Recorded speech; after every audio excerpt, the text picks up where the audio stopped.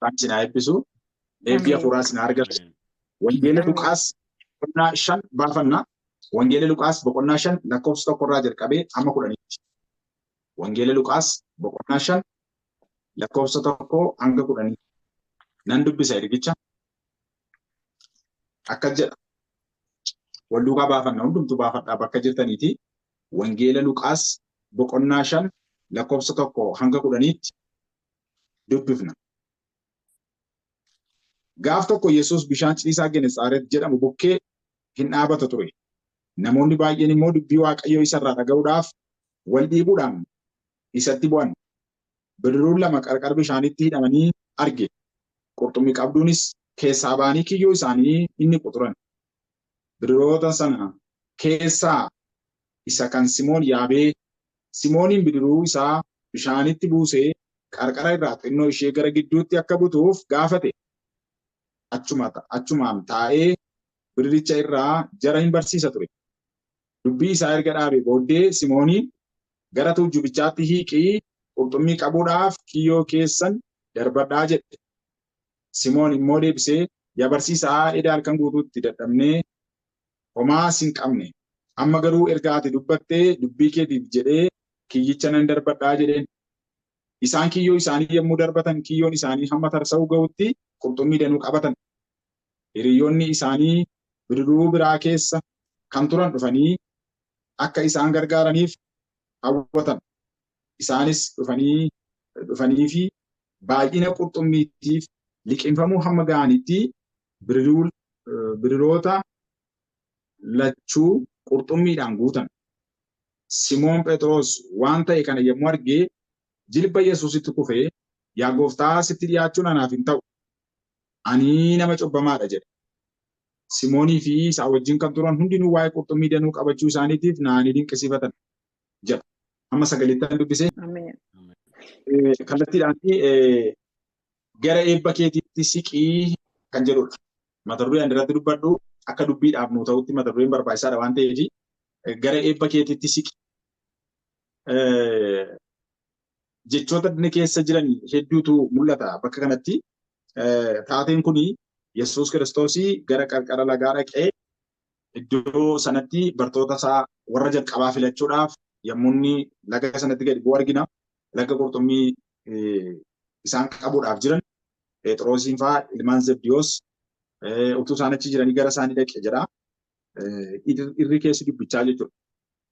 Qarqara bishaanii kanatti Yesuus Kiristoos gaafa dhaqu Phexros fa'aa hojii tokko turanii hojii isaan irra turan sunis qurxummii qabuudhaaf halkan guutuu kiyyoo isaanii darbachaa hojiirra bulanii waanuma kaleessa hojjetan waanuma baratame hojii idilee isaaniitti bobba'anii qurxummii qabuudhaaf fi halkan guutuu achi bulanii halkan qabanii guyyaa immoo gurguru jechuudha.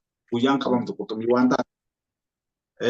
Sababii kanaaf halkan sanas akkuma gaafa duraa hojii isaaniitiif dhamaa bulanii garuu lafa barii yommuu lafni bari'u kiyyoon isaanii duwwaa abdiin isaanii hin jiru. Abdii kutatanii kan turan kiyyoo isaanii kan dhiqan yeroo sana bidiruu isaaniillee gara moggaatti galaanarraa iddoo biraatti butanii bakka hojiirraa bakka boqonnaatti butanii yeroo isaan hojii hiikanii galuudhaaf jiran Yesuus Kiristoos achi dhaabbatee jedha. Qarqara bishaanii dhaabatee argan jedha. Gaaf tokko Yesuus bishaan ciisaa Genesaaret jedhamu bukkee hin dhaabata ture jedha. Si'a tokko asumaananii aariifadhee ergaan dubbachuu barbaadu isinitti dubbadha. Si'a tokko halkan guutuu dadhabna, guyyaa guutuu dadhabna ta'a. Waggaa guutuu dadhabna ta'a. Inni nu gargaaru garuu nu bira jira isa arguu dhabuutu nama rakkisa malee Yesuus Kiristoos achuma ture jechuudha hiika dubbii kanaa keessatti. Anis kanarra dhaabbadheetan mata duree kana sirriitti qabadhaa isa booda tuqaawwan jiran tuqaa 5 tokko kaaseetan dudubbadha. Gara eebba keetiitti siqi. Simoon Phexros kiyyoo isaa hin dhiqa ture Yesuus Kiristoos egaa gara kan Simoon Phexrositti siqeetudha. Simoon Phexrosin ofitti waamee bidiruu kee as butii jedheetu irra taa'ee jira. Isa booda inni kun egaa isa filatamedha jechuudha. Bidiruu filatame, markaba filatame kan nama Simoon jedhamuuti. kan Simoon filate Yesuus Kiristoos. Egaa achirra yommuu taa'u isa jalqabaa waa'ee qurxummii utuu hin ta'in Yesuus Kiristoos waa'ee mootummaa Waaqayyoo lallabuu jalqabe. Piraayoriitii jedhamu biti deegguun duraa duuba dubbii isa dura barbaachisu qabatee Yesuus Kiristoos dubbii isaatiin jalqabe. Lallaba jalqabe. Amma rakkinni jara sanaa qurxummii utuu hin ta'in rakkinni jara sanaa sagalee Waaqayyoo of keessaa dhabuudha. Yommuu diippilii ilaaltan rakkoon jara sanaa rakkoo qurxummii duwwaa utuu hin ta'in rakkoo dubbii Waaqayyoo of keessaa dhabuuti. Kanaaf Yesuus Kiristoos waan inni irraa jalqabe sagalee isaa irraati. Sagalee isaa banatee dubbii isaatiin jalqabe jechuudha. Waan tokkoon isinitti himaa si'a tokko tokko rakkoon keenya hafuura qulqulluu of keessaa dhabuutu nama rakkisa malee waan nuyi hojjennu qofa miti rakkinni keenya. Waan hojjenne waan dhabneef waan hojjettanii itti xaartan, itti dadhabdan, itti dafqitan gaafa dhabdan rakkoon keessan waa'ee waan dhabduu sana qofa irratti hin godhina. Achirra dhaabina. Deebinee of ilaaluutu gaariidha jechuudha. Maa inni rakkoonsaa jennee of ilaaluutu gaariidha. Egaa Yesuus Kiristoosii dubbii isaa tokkotu jecha hin jedhin nadhi. Isa yaadadha yommuu kutaa kana dubbisu. Dubbiin koo isin keessa yoo jiraate, sagaleen koo yoo isin keessa jiraate jedhe Yesuus Kiristoos. Waan feetan kadhattu isinii ta'a jedhe. Sagalee Waaqayyoo yoo keessa keenya jiraate isa jalqabaati jechuudha. Waan kadhanne fudhachuudhaaf, kadhannee dhageessifachuuf, tajaajiluudhaaf, wanta hundumaaf nagaatti oollee buluuf iyyuu inni jalqabaa hafuurri Waaqayyoo nu keessa jiraachuutu murteessa. Simoon Phexrosiin bidiruusaa ofitti waamee Yesuus Kiristoos bidiruusaa duwwaa utuu hin ta'in Simooniin barbaadaa jedha. Si'a tokko tokko gaafa hojiin keessan qabamu, gaafa waan isin hojjettan qabamu, Waaqayyoo tarii isiniin barbaadata.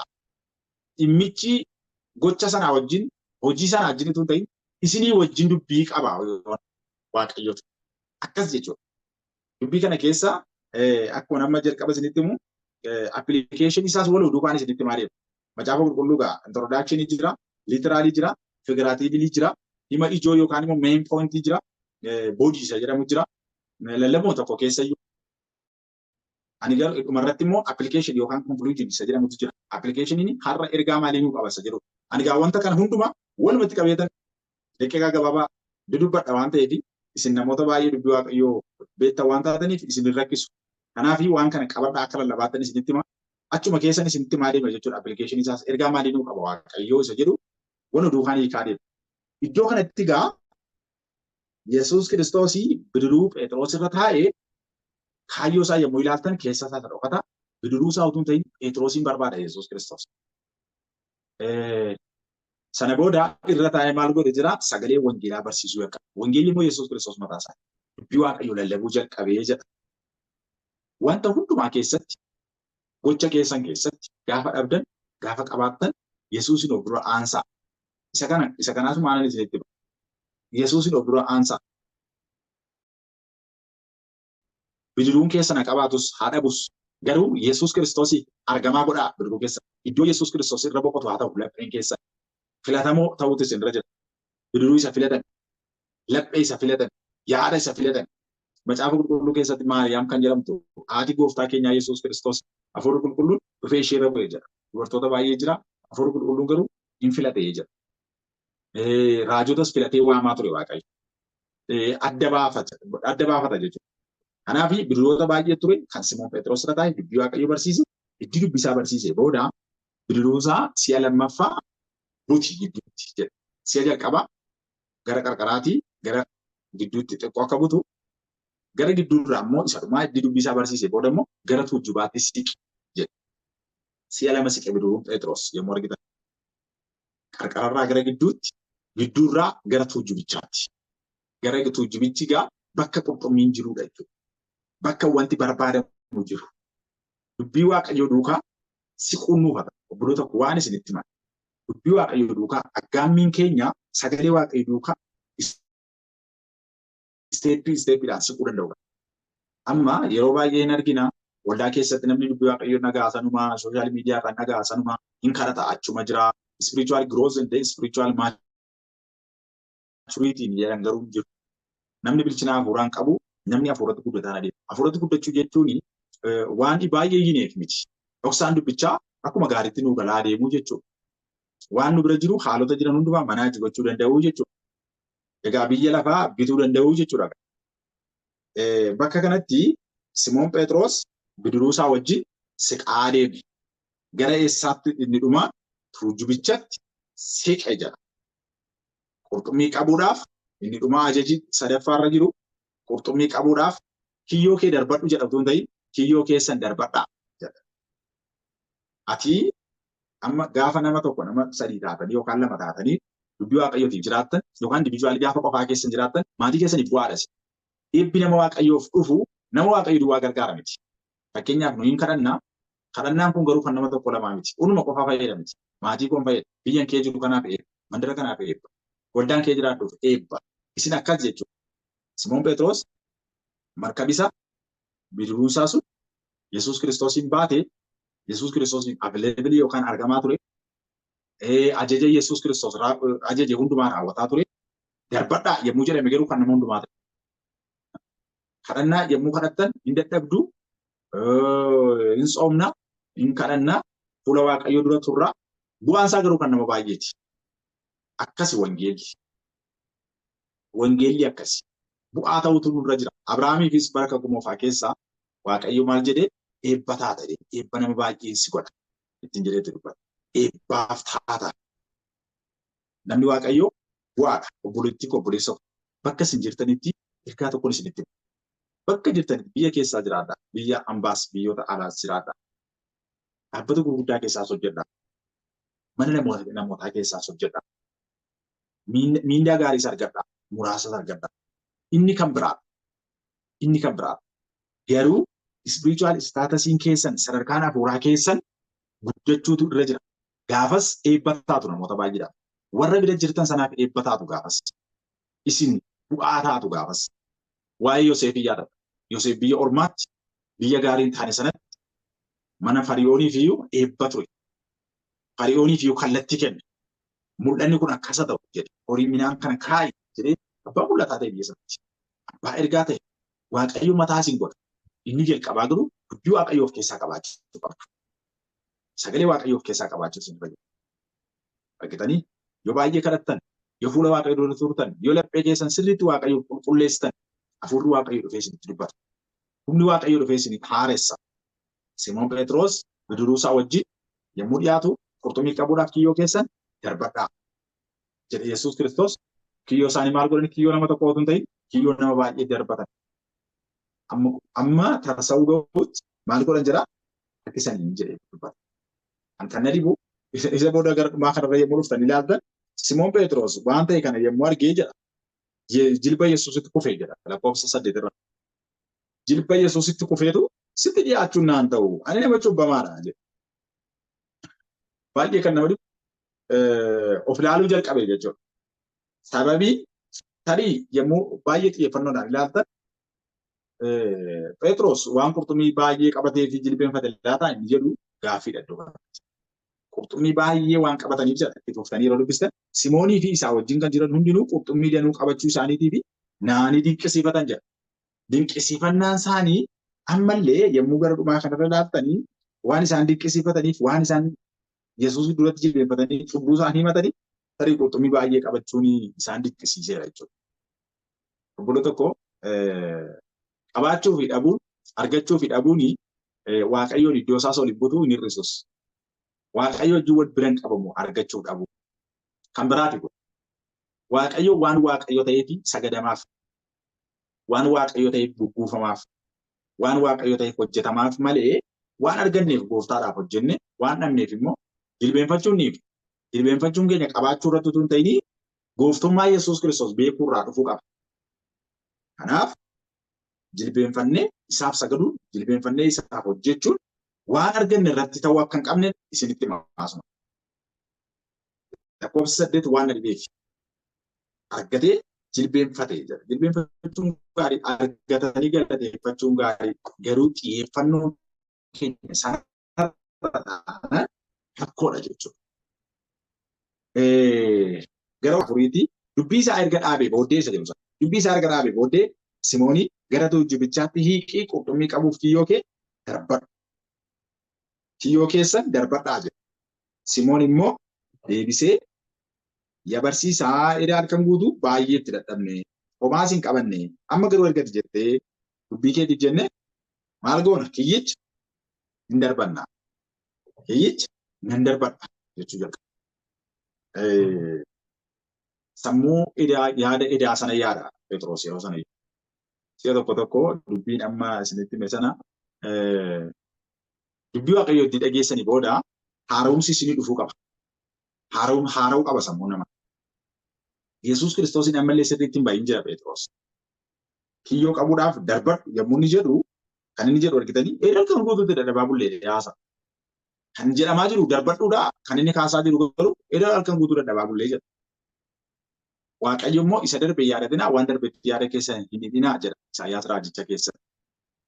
Ilaa argitanii waan booddee yaaduun edda miidhama bara miidhamaa sana yaaduun nama dadhabsiisa. Halkan miidhamaa sana yaadatinaa halkan galataa sana yaadadha. Dubbii waaqayyoo isa kana nutti. Phaawulos maal jedha waan na booddeetti hafe yaaduu dhiisee jedha waan na duraaf aggaame. Wanti nu booddeetti hafe suni nu gotota nama gotota yaada jibba yoo ta'es qabaachuudha yoo ta'es dhabuudha yoo ta'es akka saba Israa'el sana waa'ee qullubbii biyya sanaa waa'ee dabaaqula biyya Gibxii gaafa jedhan yaadi isaanii maal godhamuu jalqabe harkifamuu jalqabe gara booddeetti. Waaqayyo waaqa gara fuulduraati malee waaqa gara booddee miti. Waaqni keenya waaqa gara booddee yaadadhaa kan inni jedhu gochaa isaati. Gochaa waaqayyo dabarsuu waaqayyo yaadannee galateeffachuu qabna malee yaada keenya isa darbetti hiina taanaan dandeessanii kadhattan dandeessanii jilbeenfattan waan guyyaa dabarsitan yoo yaaddan galgala dandeessanii kadhattan garuu isa irraanfadhaa. Attamitti waaqayyoon irratti moosisuudha. Ganama keessa irratti gaafa Yesuus Kiristoos moo galgala keessa irratti Yesuus gaafa moo Yesuus qofa yaadattu achi jalatti dhuma dubbiin hundumtu. Ameen. Galanni waaqayyoof haa ta'u. Iddoo kana irratti Simoon Phexros halkan guutuu dadhabaa bullee homaa hin qabanne garuu jedha amma garuu waan ati dubbatteef ishee kana sirriitti qalbeeffadhaa. Kaleessa akka biraa eengaddaa akka biraa yoo ta'e har'aa kaasee maqaa gooftaa Yesuus Kiristoosiin namoonni dubbii kana dhageessan sabni dubbii kana dhageessan namoonni kallattiidhaan na dhagaa jirtan kun akka kaleessaan ta'u akka edaan ta'u. Daawit akka jedha galgala boo'aa gaddaa yoo bulani ganama immoo gammachuutu ta'a jedha. Warri boo'aa sanyii isaanii facaasan gaafa galan immoo ililleedhaan dhufu haamaa dhufu jedha. Bissii baatu jedha. Ameen. Waaqni keenya waaqa piroosesii duwwaa miti. Galgaluma tokko facaasanii ganama immoo haamu. Na dhiba baay'ee kutaan sun na dhiba. Galgala boo'aa facaasu ganama immoo bissii haamu.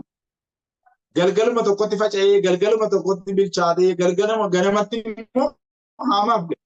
Waaqni keenya yommuu dubbatu amma jedhee amma dinqii gochuu danda'a. Karaa raajotaas boor ganama dinqiitu ta'a jedhee dubbataa ture Waaqayyo. Isa kana amanuu danda'u qabna. Aan lallabaa wangeelaa ta'ee Waaqayyo amma jedhee amma akka inni waa godhu hin amanu taanaan rakkoon qabaachaa.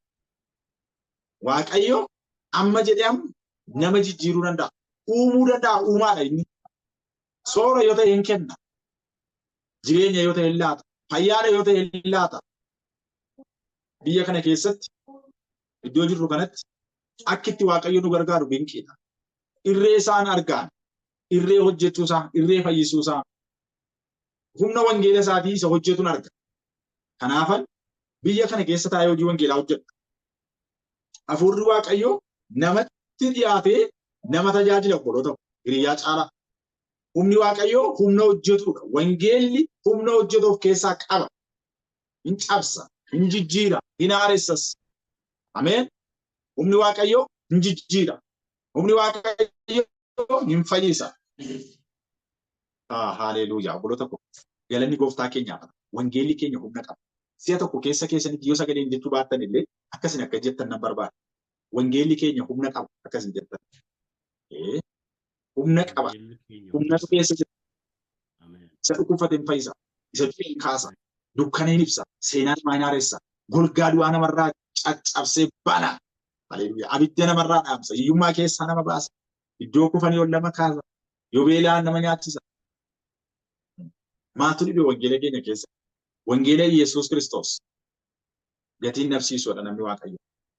Har'a garuu wangeela kanas amantii kanas akka waan harkatti gatii dhabeetti kan lakkaan baay'een jiru Humni kiyoo wangeelaa garuu har'as hin hojjeta. Ameen. Haleluuyaa. Humni wangeelaa har'as hin hojjeta obboloota hin hojjeta simbiratti. Waan akkasumatti dubbatamee hafu miti kun. Dubbiin kun mana kee jirtutti bakka ati jirtutti dhufee si gargaara. Isin jabeessa dubbiin kun. Sagaleen kun isin haareessa obboloota. Gara tuujubichaatti siqaa gargara kan. Isteeppii tokko siqaa amantii keessan butaa gara duraatti. Humna amantii keessanii gara duratti butaa. Akka tajaajila keessanii butaa. Akka Waaqayyo wajjin jiraachuu keessanii butaa. Dur guyyaatti si'a tokko qofa macaafa dubbifti yoo ta'e si'a lama dubbisuutti guddadha. Haleluuyaa. Dubbiin gooftaa yeroo hundumaa haaraadha waan ta'eef. Egaa iddoo kanatti Simoon Phexros dubbicha duukaa ajaja Yesuus Kiristoos duukaa siqaa deeme hammuma sana eebbataa adeeme. Waaqayyo eebba sinaa taasisu.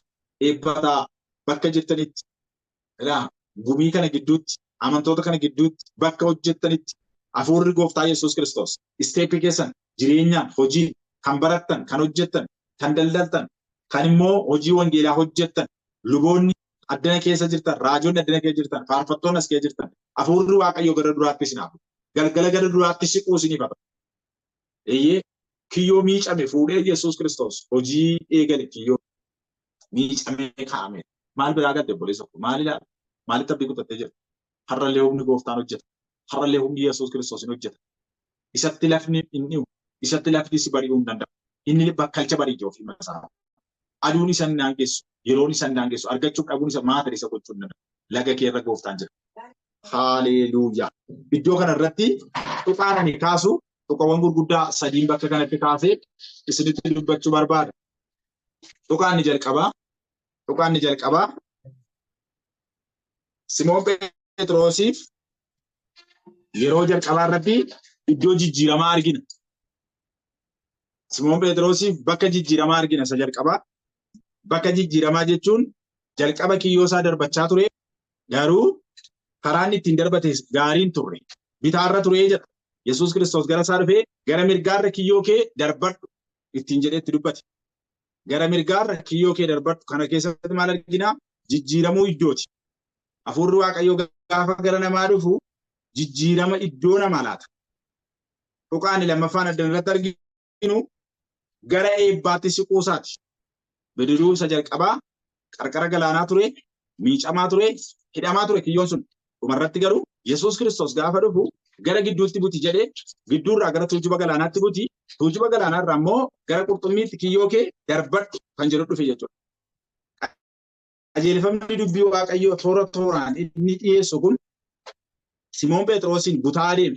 Simoon Phexros dubbii Waaqayyoo duukaa yommuu inni waa'ee Yesuus Kiristoos dubbatu duukaa siqaa deemuun argina. Tuqaa sadaffaan kallattii eebbaa haaraatti argisiise. Kallattii kenneef galgala halkan guutuu kiyyoo darbachaa bullee garuu homaa hin qabanne jedhee kan inni deebisuu fi gara bitaarra darbachaa turanii ganama garuu Yesuus Kiristoos gaafa dhufu gara mirgaatti deebisi kallattii kenneef daayireekshiniidha kun lakkoofsa 4 baarratti argitu. Kallattii kenneefi karaa isaa karaa mirgaa darbadhuu ittiin jedha. Hafuurri Waaqayyoo gaafa dhufu kallattii namaa laata. Kallattii eebbaa namatti argisiisa. Qurxummiin sun galaanichuma keessa ture bakka biraan ture. Garuu kiyyoon suni halkan guutuu qabuu hin dandeenye jedha sagalee Waaqayyoo dubbistan. Yesuus Kiristoos gaafa dhufee ajaja kennu garuu kiyyoon sun amma tarsa'uu ga'anitti qurxummii babbayeessaan guutaman jedha dubbii Waaqayyoo. Qurxummii akkamii? Qurxummii gaarii qofaan. Gaafa qajeelfamaaf dubbii Waaqayyoo keessa jiraatan wanti isin gootan kiyyoon keessan jireenyi keessan manni keessan waan gaariidhaan guutu. Qajeelfama dubbii Waaqayyoo eeguurraa dhufa kun. Egaa obboloota koo amma garuu jedhe Phexros ergati jettee hin darbanna. Ergati jettee nan darbadha. Amma gara amantiitti dhufuu isaatu namaa gala. Yaada isaa jijjiirama yaadaati. Halkan guutuu dadhabaa bulle inni jedhu dadhabbiidha. Gadi bu'uu haasaa amma garuu yeroo muraasa booda yaada isaa jijjiiree ergati jette siif hin danda'amu. Ergati dubbatte qurxummiin qabamuu hin danda'a. Isa jedhu of keessaa qaba. Gara amantiitti dhufuu isa jedhu kanarraa hin barra jechuudha. Akka silitti yaadurraa akka itti sila dubbaturraa amma garuu akka biraatti dhufe. Haleluuyaa. Galanni gooftaa Yesuusiif haa ta'u. Maal jedha iddoo kanatti ergati jettee kiyyoo nan darbaa. Gaafa Yesuus Kiristoos dubbatu akkuma inni dubbatutti raawwadha. Yesuus Kiristoos akka jedheedha. namni tokko utuun mamin utuun shakkin jedhe galaana walakkaa bu'i jedhee gaara yoo abboome gaara kana buqqa'ii galaana walakkaa bu'i yoo jedhe utuun mamin hin ta'a jedhe Yesuus Kiristoos. Utuun mamin Simoon Phexros iddoo kanatti amantii keessa argitu ergati jettee nan darbadha. Hin didu gaafa Yesuus Kiristoos abboomu wanti didu hin jiru obboloota. Macaafa qulqulluu irraa wangeela Maatewos irraa yeroo dubbistan jala tokko ajaje Yesuus Kiristoos beenaa dhaqaatii harree sana hiikaa fidaa jedhee namoonni achi jiran garuu maaliif ittu yoo isiniin jedhanii Yesuustu dhimma ishee qaba jedhaatii itti himaa jedhe. Yesuustu dhimma ishee qaba yoo jettan jarri achi jiran isin dhiisu jedhe Yesuus Kiristoos. Dubbii Yesuus Kiristoos keessa ergama Yesuus Kiristoos keessa humnatu jira. Lakkoofsa tuqaan gara dhumaarra jiru hundumaa dhiisanii Yesuus duukaa bu'an kan jedhu lakkoofsa 11 irratti argina. Hundumaa dhiisanii Simoon Phexrosiin isa booda Yesuus Kiristoosii jechanii jedhee gaafate tokko gaafa filate isa warri kun na jaallatan caala na jaallattaayi isa warri kun na jaallatan caala na jaallattaa naan jedhe. Maal jechuudha hiikisa warri achi jiran kiyyoon jaallatu hojii isaanii hin jaallatu lammiin isaanii achi jiru hidhati hojii isaanii achi jiru qomoon isaanii achi jiru hojii isaanii itti dhalatanii guddataniif walirraa dhaalan ture hojiin sun isa warri kun na jaallatan caala na jaallattaa jechuun adda bahuu hin dandeessaa jechuudha. Waaqayyo kakuu moofaa keessatti Abrahaamiin gaafa waame qomoo kee keessaa lammii kee keessaa ba'i yommuu jedhu qomoo keessaa lammii keessaa ba'uun salphaa miti obboloota. Dubbii sana ajuu wal ilaallata kakuu haaraa kana keessattis isa warri kun na jaallatan caala na jaallattaa jechuun qurxummii wajjin na jaallatu kiyya wajjin na jaallatu profeeshinaal isaanii wajjin na jaallatu ati garuu adda ba'i. Si'a tokko Waaqayyoon isin jaallanna horii keenya isin jaallanna taanaan Waaqayyoon isin jaallattu taayitaa keessanis baay'ee jaallattu taanaan dubbiin kun wal duukaa deemuu hin danda'u. Yesuus Kiristoos namni tokko gooftaa tokkoof jilbeenfatee tokko ganuu qaba jedhee dubbate. Gooftaan lama hin jiru kiristaanota irratti. Gooftaan kiristaanotaa Yesuus Kiristoos qofa. Kanaaf hundumaa dhiisanii Yesuus Kiristoos duukaa bu'an kan jedhu lakkoofsa 11 irraa dhannee dubbisna. Hundumti keessan baafadhaa kutaa kana. Wangeelli Luqaas boqonnaa 5 lakkoofsa 11 irraa dubbisna. Bidiroota isaanii gara qarqaraatti erga baasanii booddee hundumaa dhiisanii Yesuus Kiristoos duukaa bu'an jedha. Yesuus duukaa bu'an. Bidiruu isaanii, markaboota isaanii, qurxummii isaaniis dhiisanii maal godhan? Yesuus duukaa bu'an. Dhumni nama amantiidhaaf of kenne.